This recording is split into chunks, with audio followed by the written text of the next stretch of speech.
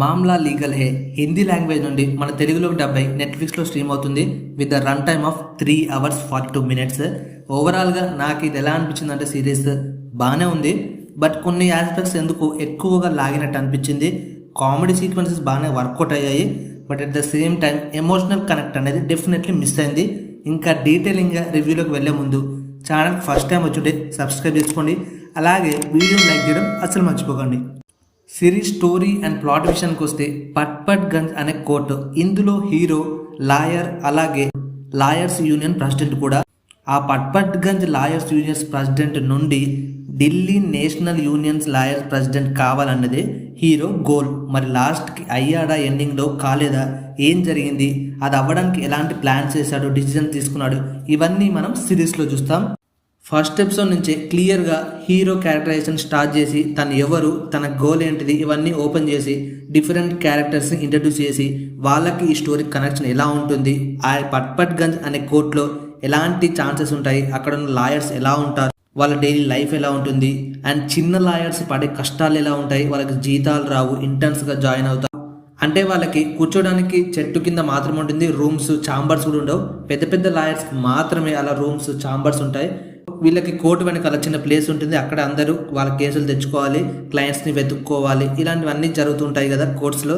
అవిటిని ఇక్కడ రియలిస్టిక్గా చూపించారు. క్యారెక్టర్స్ కూడా ఎక్కువ ఇంపాక్ట్ ఏమి ఇవ్వలేదు. నాకైతే పర్సనలీ సుజాత అనే క్యారెక్టర్ కొంచెం ఎంటర్టైనింగ్ అనిపించింది మిగతా వాళ్ళతో కంపేర్ చేస్తే. ఈమె క్యారెక్టర్లో ఎమోషనల్ యాంగిల్ ఉంటుంది, అలాగే కామెడీ, తన లైఫ్ ఎలా నడుస్తుంది, ఇవన్నిటిని ఆలోచించుకునే విధానమైన కొంచెం నాకు కనెక్ట్ అయ్యాయి. మిగతాది హీరో రవికిషన్ గారి క్యారెక్టర్ గురించి మాట్లాడుకుంటే, ఆయన ఒక పెద్ద లాయర్, తనకి తండ్రి జడ్జ్ అయినప్పటికీ ఆయన పేరు వాడుకోకుండా సొంతగా ఎదిగి ఆ కోర్టులో చిన్న లాయర్ నుంచి ఒక యూనియన్ ప్రెసిడెంట్గా మారుతాడు. అది కొంచెం ఇన్స్పైరింగ్గా ఉంటుంది. వాళ్ళ ఫాదర్ సన్ మధ్య ఉండే రిలేషన్షిప్ కూడా కొంచెం ఇంట్రెస్టింగ్గా ఉంటుంది.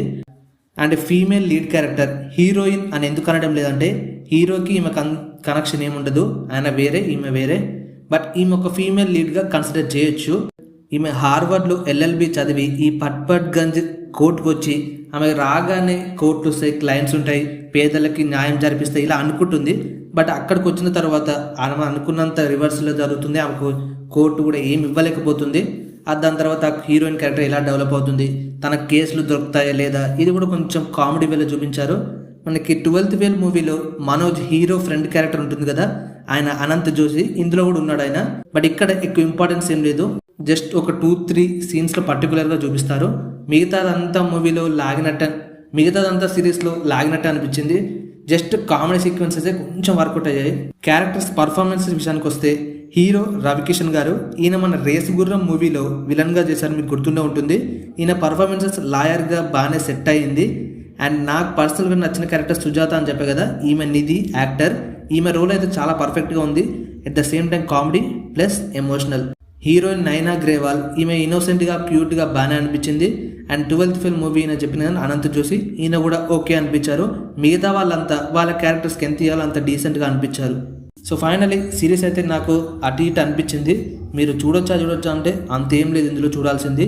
మీరు ఒకవేళ చూస్తుంటే సిరీస్ మీకు ఎలా అనిపించిందో కింద కామెంట్ చేసి చెప్పండి. So let's meet in the next review video. Love you all, bye bye.